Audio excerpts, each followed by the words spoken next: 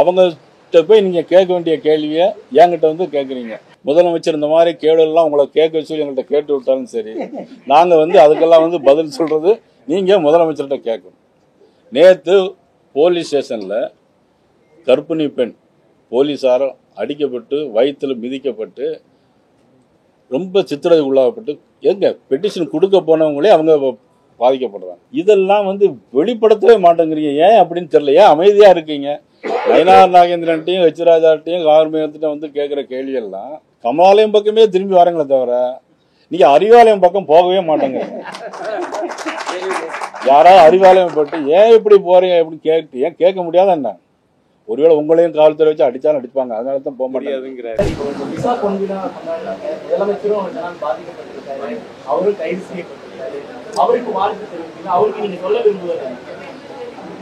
இப்ப நீங்க கேட்கறதுனால சொல்றேன். உண்மையிலேயே அவரும் பாதிக்கப்பட்டிருக்காருன்னு சொல்றீங்க. உண்மையிலேயே இந்த நிகழ்ச்சியை அவரு தான் கொண்டாடி கோட்டையில எங்களெல்லாம் கூட்டு வச்சுட்டு இவங்களெல்லாம் கௌரவப்படுத்திருந்தா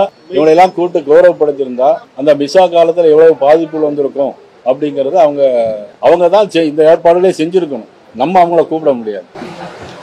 முருகர் மாநாடு அப்படின்றது அண்ணாமலைக்கும் நயினார் நாகேந்திரனுக்கும் இடையே யார் அதிகமாக கூட்டத்தை கூட்டுவது அப்படின்ற ஒரு போட்டியால நடத்தப்பட்ட மாநாடுன்னு சொல்லிட்டு சேகர் பாபு யாருக்கு பலம் அதிகம் அப்படிங்கறத அந்த கூட்டம் மூலமா தெரிய வந்து அந்த கூட்டத்தை பார்த்து ஒட்டுமொத்த எங்களுடைய பரிவார அமைப்புக்கு தான் பலம் அப்படிங்கறத அவர் தெரிஞ்சுக்கிட்டா போறோம்.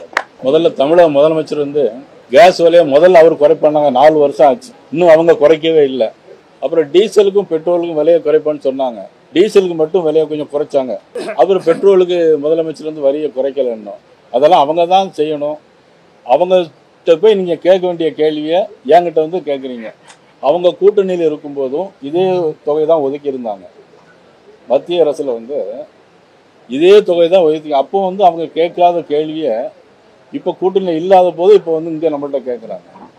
அதாவது ஐக்கிய முற்போக்கு கூட்டணி அவங்களுடைய கூட்டணி இருக்கும்போது ஏன் அமைதியா இருந்துட்டு இப்ப மட்டும் அதை ஏன் ரைஸ் பண்றாங்கன்னு தான் நான் கேட்கிறேன். அடுத்த கேள்வி,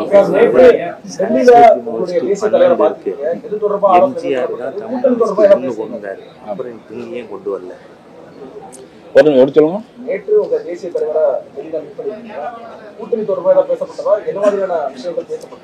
அதாவது நாங்க வந்து சில விஷயங்களை இன்டோர் மீட்டிங்ல பண்ணியிருப்போம். அதை வந்து எல்லாம் சொல்ல முடியாது எங்களுக்கு. அது தலைமை வெளியிடுவாங்க. முருகன் மாநாடுல அதிமுக அதே மாதிரி அண்ணா பெரியார் குறித்து தவறாக சித்தரிக்கப்பட்டிருப்பதற்கு அதிமுக கண்டனம் தெரிவிச்சிருக்காங்க. இன்றைக்கு ஓபிஎஸ் கண்டனம் தெரிவிச்சிருக்காரு. கூட்டணி கட்சிகளே தர்ம சங்கடத்திற்கு ஆளாகக்கூடிய ஒரு சூழ்நிலையை இந்த முருகன் மாநாடு ஏற்படுத்தி இருக்கிறார். எங்களுடைய கூட்டணி வந்து நான் பேசும்போது ஏற்கனவே சொன்னேன். எங்களுடைய கூட்டணி வந்து உறுதியானது, இறுதியானது. முதலமைச்சர் இந்த மாதிரி கேள்வியெல்லாம் உங்களை கேட்க வச்சு எங்கள்கிட்ட கேட்டு விட்டாலும் சரி, நாங்கள் வந்து அதுக்கெல்லாம் வந்து பதில் சொல்றது எங்களுடைய கூட்டணி உறுதியானது. மதுரையில் நடந்த முருக பக்தர்கள் மாநாடு என்பது அது இந்து மொழி நடத்தின மாநாடு. நாங்கள் அதில் கலந்துக்கிட்டோம். என்ன அதனால வந்து இந்த கேள்வியெல்லாம் வந்து நீங்கள் வந்து தவிர்க்க வேணும். ஆனால் இந்த கேள்வி நான் கேட்குற கேள்வியை நீங்கள் முதலமைச்சர்கிட்ட கேட்கணும்.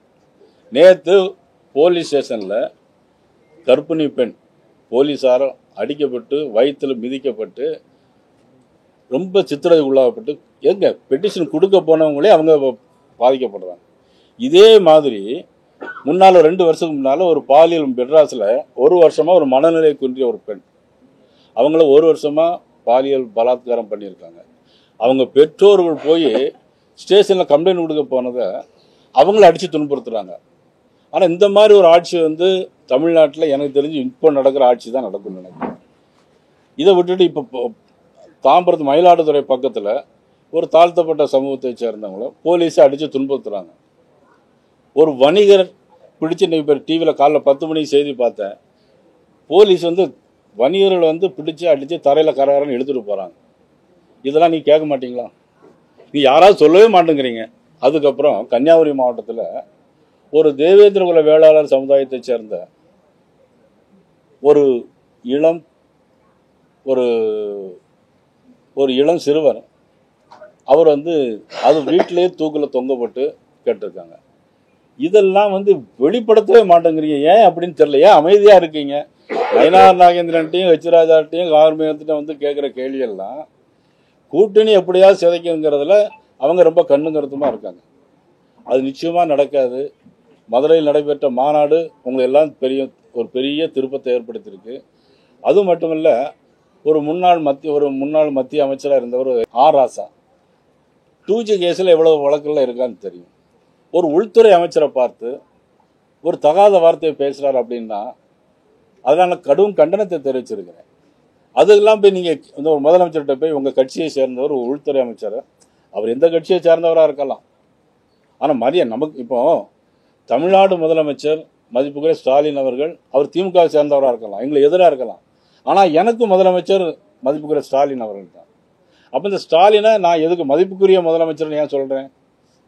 அந்த தன்மையும் தமிழ் பண்பாடு கலாச்சாரத்தை பத்தி பேசுற முதலமைச்சர் அந்த ஆராசா பேசுறத அனுமதிக்கிறாரா?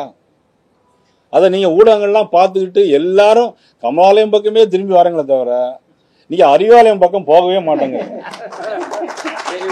யாராவது அறிவாலயம் போட்டு ஏன் இப்படி போறீங்க எப்படி ஏன் கேட்க முடியாத என்ன? ஒருவேளை உங்களையும் காவல்துறை வச்சு அடிச்சாலும் அடிப்பாங்க, அதனால தான் போக முடியாதுங்கிறாரு.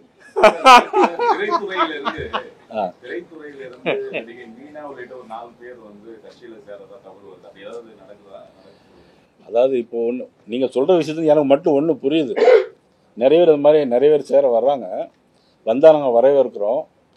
இது எதை காட்டுதுன்னா இப்பொழுதுனா இப்போ ஆளுங்கட்சி 4 வருஷம் முடிய போகுது, அடுத்தால தேர்தல் வரப்போகுது, முருகபுத்திரன் மாநாடு எல்லாரும் பார்த்துட்டாங்க.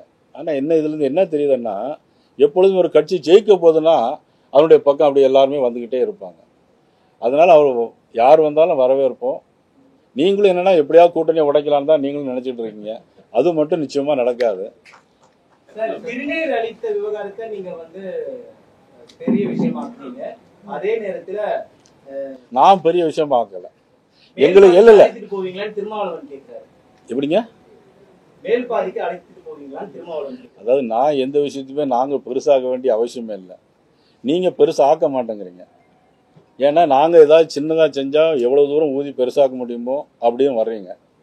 ஆனா அந்த மாதிரி பெரிய விஷயத்தெல்லாம் ஒரு பெரும்பான்மை சமூக மக்களுக்கு எதிராக உள்ள விஷயத்தெல்லாம் நீங்க ஏன் சொல்ல மாட்டேங்கிறீங்கிறதா எனக்குடைய கேள்வியா இருக்கு, வருத்தமாவும் இருக்கு.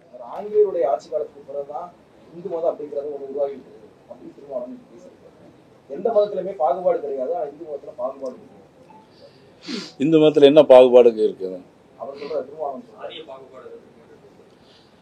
சாதிய பாகுபாடுகள் எங்கேயுமே கிடையாது. எல்லாம் ஹிந்து மதம் வந்து எல்லாம் வாழ்வியல் முறை. ஹிந்துங்கிறது ஒரு வாழ்வியல் முறை. என்னை விட அண்ணன் ஹெச்ராஜா கேட்டால் விளக்கம் அருமையாக அடிப்பாங்க.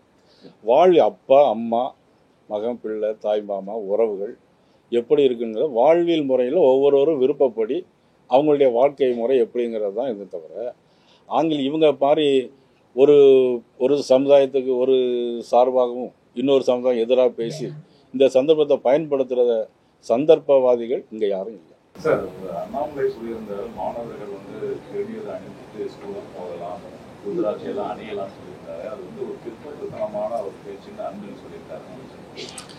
அதாவது ஒவ்வொருத்தருக்கும் ஒவ்வொரு அடையாளம் இருக்கு. இப்போ நிறைய பேர் என்ன அவங்க அடையாளத்தையும் மாற்றிடுறாங்க. சில பேர் நயினார் நாகேந்திரன் பேர் வச்சதை இன்னொரு பேராக மாற்றுறாங்க.